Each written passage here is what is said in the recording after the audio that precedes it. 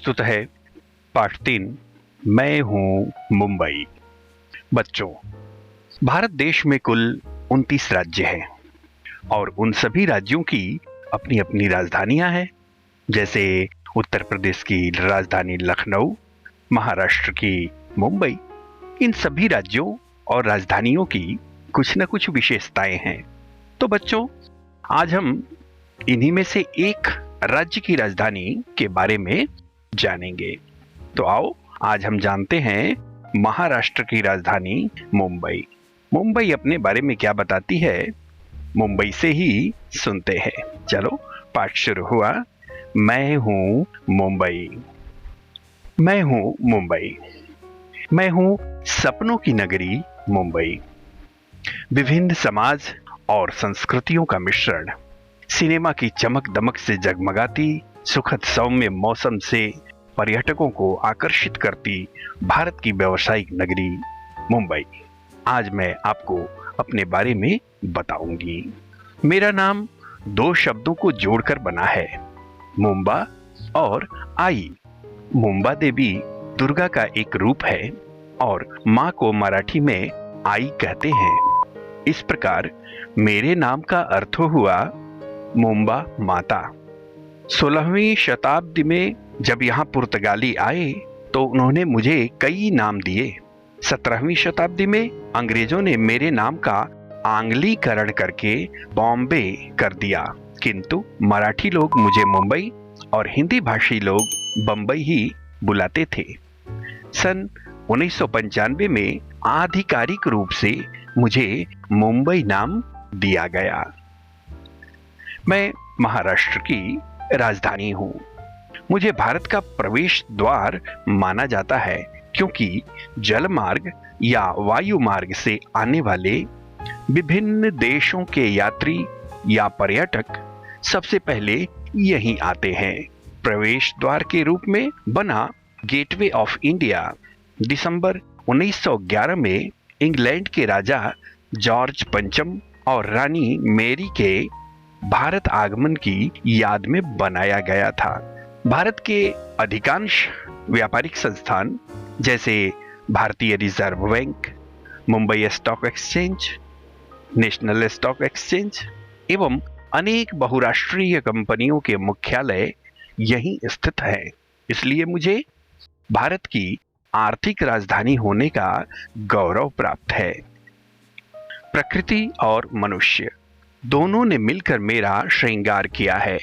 सड़क के एक तरफ लहराता समुद्र और दूसरी तरफ नरीमन पॉइंट की ऊंची ऊंची इमारतें मेरी सुंदरता को बढ़ा देती हैं। समुद्र के समीपस्थ अर्धचंद्राकार सड़क मैरीन ड्राइव मानो मेरे गले का हार है।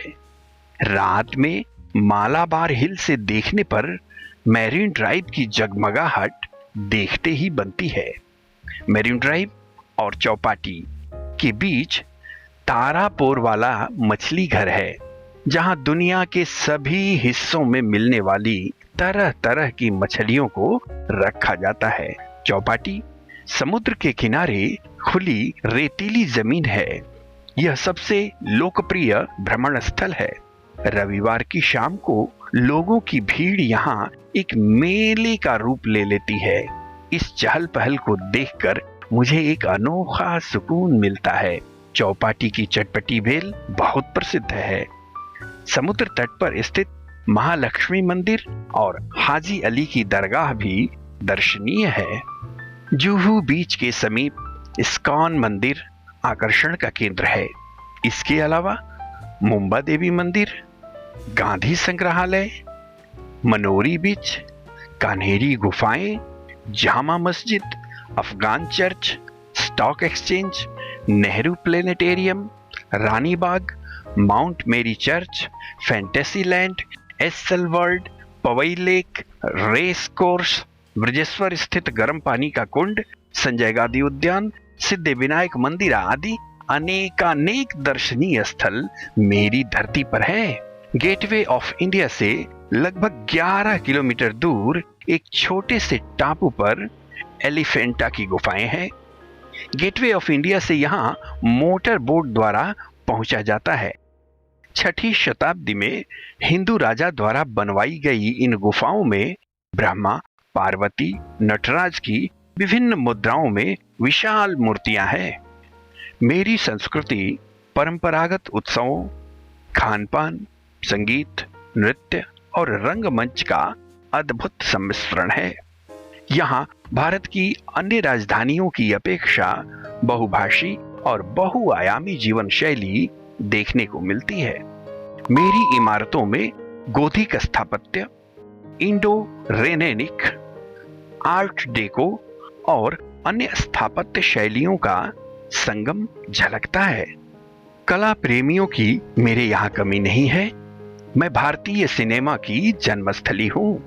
दादा साहेब फाल्के ने एक मूक फिल्म बनाकर मेरी धरती पर इस उद्योग की शुरुआत की और विश्व के चलचित्र उद्योग पर अपनी गहरी छाप छोड़ दी। इसने कई प्रकार के रोजगार के अवसर उपलब्ध करवाए और कई प्रतिभाएं निखर कर समाज के सामने आई। भारतीय सिनेमा बॉलीवुड के नाम से जाना जाता है। आज के समय में यह मनोरंजन का सबसे सस्ता और लोकप्रिय साधन है। समय समय पर मेरे निवासी मुझे विभिन्न त्योहारों के रंग में सराबोर कर देते हैं।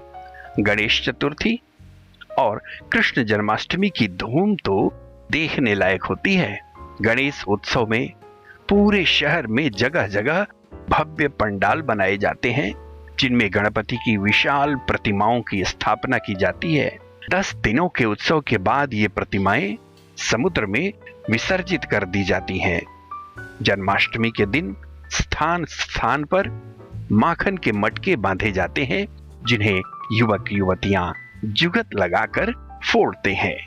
मुंबई लोकल ट्रेन और डब्बा वाला के बिना तो मेरी कहानी अधूरी है। ये दोनों ही मेरी रीढ़ की हड्डी कहे जाते हैं। लोकल ट्रेन में रोज लाखों लोग सवारी करते हैं। डब्बा वाले प्रतिदिन 2 लाख टिफिन पहुंचाते हैं।